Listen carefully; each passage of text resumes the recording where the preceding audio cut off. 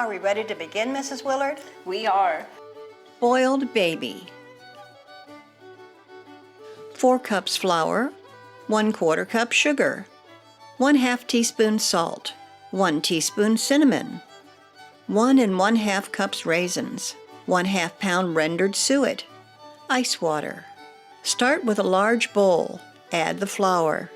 Use your sugar nippers to break off 1/4 cup of sugar. Pound it fine and add. Then salt and the teaspoon of cinnamon. Some also add nutmeg. Next, add the raisins. Grate in your rendered suet.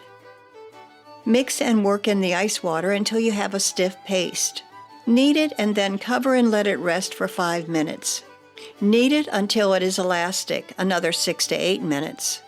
Shape the dough into a nice, fat, somewhat cylindrical form. Wet a cloth and flour it liberally. This will form a protective coating called a pudding skin.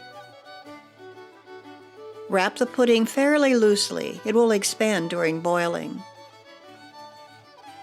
Use twine to tie it securely at both ends and at least once in the middle to keep it from gapping.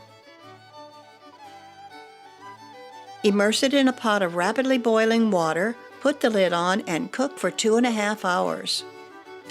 Remove from the pot and unwrap the baby. Snip the strings and roll it out. Turn the pudding out onto a platter.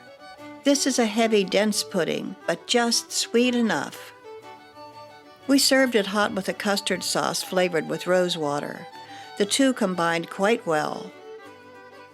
While not a dessert we'd want weekly, it is delightful for special occasions. Total time to make, 3 1/2 hours.